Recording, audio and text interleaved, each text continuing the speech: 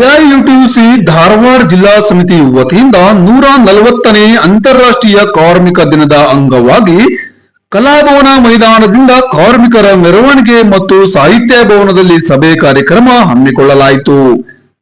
ಮುಖ್ಯ ಭಾಷಣಕಾರರಾಗಿ ಎಐಯುಟಿಯುಸಿಯ ಜಿಲ್ಲಾ ಅಧ್ಯಕ್ಷರಾದ ಗಂಗಾಧರ್ ಬೆಡಗೇರ್ ಮಾತನಾಡಿ, ಮೇ 1, 1886ರಲ್ಲಿ ಅಮೆರಿಕದ ಹೇ ಮಾರುಕಟ್ಟೆಯಲ್ಲಿ 8 ತಾಸು ದುಡಿಮೆಗಾಗಿ ಕಾರ್ಮಿಕರು ಪ್ರಾರಂಭಿಸಿದ ಹೋರಾಟ ಇಡೀ ಜಗತ್ತಿನಾದ್ಯಂತ ಸಂಚಲನ ಮೂಡಿಸಿ ಬಂಡವಾಳಶಾಹಿ ಮಾಲೀಕರ ಎದೆಯಲ್ಲಿ ನಡುಕ ಹುಟ್ಟಿಸಿ ಹೋರಾಟದಲ್ಲಿ ಅದೆಷ್ಟೋ ಕಾರ್ಮಿಕ ಮುಖಂಡರನ್ನು ಹಾಗೂ ಕಾರ್ಮಿಕರನ್ನು ಕೊಗ್ಗಲೆ ಮಾಡಲಾಯಿತು. ರಸ್ತೆಗಳಲ್ಲಿ ಕಾರ್ಮಿಕ ರಕ್ತವು ಹರಿದು ಬಿಳಿ ಧ್ವಜವು ಕೆಂಪು ಧ್ವಜವಾಯಿತು. ಅಂದಿನಿಂದ ಕೆಂಪು ಧ್ವಜವು ಕಾರ್ಮಿಕ ಹೋರಾಟದ ಸಂಕೇತವಾಯಿತು. ಈ ಐತಿಹಾಸಿಕ ಹೋರಾಟದ ಪರಿಣಾಮವಾಗಿ 8 ತಾಸು ದುಡಿಮೆ ಇನ್ನಿತರ ನ್ಯಾಯಸಮ್ಮತ ಹಕ್ಕುಗಳು ಕಾರ್ಮಿಕರಿಗೆ ದೊರೆಯುವಂತಾಯಿತು. ಕಾರ್ಮಿಕರು ಅನುಭವಿಸುತ್ತಿರುವ ಹಕ್ಕುಗಳು ತ್ಯಾಗ ಬಲಿದಾನಗಳ ಫಲವಾಗಿವೆ. ದೊಡ್ಡ ಕಾರ್ಪೊರೇಟ್ ಮಾಲೀಕರು ಅತಿ ಲಾಭದ ದುರಾಸೆಗೆ ಕಾರ್ಮಿಕ ಕಾಯ್ದೆಗಳನ್ನೆಲ್ಲ ಹೊಸಕ್ಕೆ ಹಾಕುತ್ತಿದ್ದಾರೆ.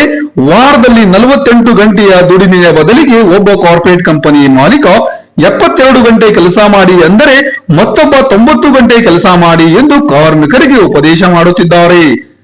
ಕೇಂದ್ರ ಸರ್ಕಾರ ದೇಶದಲ್ಲಿ ವ್ಯಾಪಾರ ಸ್ನೇಹಿ ವಾತಾವರಣ ಸೃಷ್ಟಿಸುವ ನೆಪದಲ್ಲಿ 4 ಲೇಬರ್ ಕೋಡ್ ಜಾರಿಗೆ ತಂದಿದೆ. 29 ಕಾರ್ಮಿಕ ಪರವಾದ ಕಾನೂನುಗಳನ್ನು ನೆಲಸಮ ಮಾಡಿದೆ. ಇನ್ನು ಮುಂದೆ ಖಾಯಂ ಉದ್ಯೋಗಗಳ ಸ್ಥಾನವನ್ನು ನಿಗದಿತ ಅವಧಿಯ ಉದ್ಯೋಗಗಳು ಆಕ್ರಮಿಸಲಿವೆ.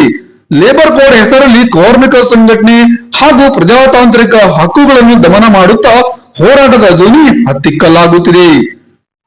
ಗುತ್ತಿಗೆ ಹೊರಗುತ್ತಿಗೆ ಪದ್ಧತಿ ಹೆಸರಲ್ಲಿ ಕನಿಷ್ಠ ವೇತನ, ಇಪಿಎಫ್, ಇಎಸ್ಐ, ರಜೆ, ಸೇವಾ ಭದ್ರತೆ ಮುಂತಾದ ಸೌಲಭ್ಯಗಳಿಂದ ಕಾರ್ಮಿಕರು ನಿರಂತರವಾಗಿ ವಂಚನೆಗೆ ಒಳಗಾಗುತ್ತಿದ್ದಾರೆ.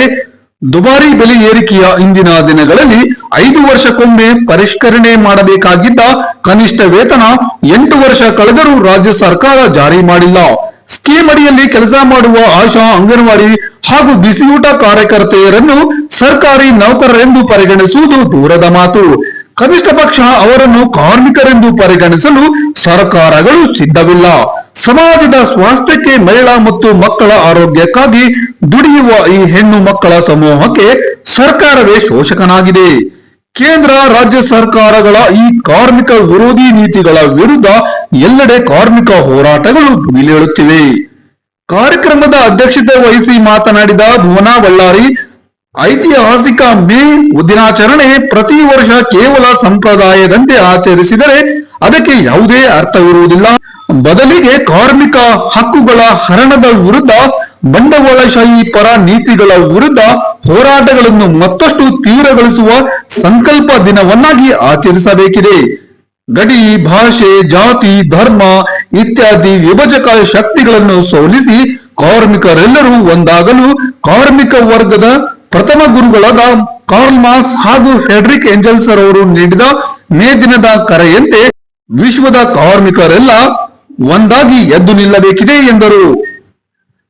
ಕಾರ್ಮಿಕರ ಮೆರವಣಿಗೆ ಮತ್ತು ಸಭಾ ಕಾರ್ಯಕ್ರಮದಲ್ಲಿ ವ್ಯಾಲೆಸಿಮ್ ಕೈಗಾರಿಕಾ ಯೂನಿಯನ್ನ ಕಾರ್ಯದರ್ಶಿ ಭೀಮಸೇನ್ ಎಣ್ಣಿ, ಉಪಾಧ್ಯಕ್ಷರಾದ ಕಲ್ಲಪ್ಪ ಅಳಗವಾಡಿ, ಶ್ರೀನಾಥ್ ದುಂಡಪ್ಪನವರ್, ಕಟ್ಟಡ ಕಾರ್ಮಿಕ ಸಂಘದ ಜಿಲ್ಲಾ ಕಾರ್ಯದರ್ಶಿ ಯೋಗಪ್ಪ ಜ್ಯೋತಿಪ್ಪನವರ್, ಉಪಾಧ್ಯಕ್ಷರಾದ ಅಲ್ಲಾಬಕ್ಷ್ ಕಿತ್ತೂರ್, ರಿಯಾಜ್ ತಡ್ಕೋಡ್, ಮಾರುತಿ ವಿಂಟೋಜಿ, ಆಶಾ ಕಾರ್ಯಕರ್ತೆಯರ ಸಂಘದ ಉಪಾಧ್ಯಕ್ಷೆ ರೇಣುಕಾ ಬೋಗಾರ್, ನಂದಾ ದೊಡ್ಮನಿ, ಗೀತಾ ಮಲ್ಲಣ್ಣಗೌಡರ್, ಹಾಸ್ಟೆಲ್ ಕಾರ್ಮಿಕರ ಸಂಘದ ಉಪಾಧ್ಯಕ್ಷರು ಸೈನಾಜ್ ಹುಡೆಗ್ಮನಿ, ಪದ್ಮಾವತಿ ಪತ್ತಾರ್, ಬಿಸಿಯೂಟ ಕಾರ್ಮಿಕರ ಸಂಘದ ಉಪಾಧ್ಯಕ್ಷರು ಜಹಿದಾ ಹೊಂಬಾಳೆ, ಲಲಿತಾ ಓಸ್ಮನಿ, ಕೆಜಿಬಿ ಯೂನಿಯನ್ನ ಮಹಬೂಬಿ ಗಂಜಿಗಟ್ಟಿ ಸೇರಿದಂತೆ ಇನ್ನೂ ಹಲವಾರು ಮುಖಂಡರು ನೇತೃತ್ವ ವಹಿಸಿದರು.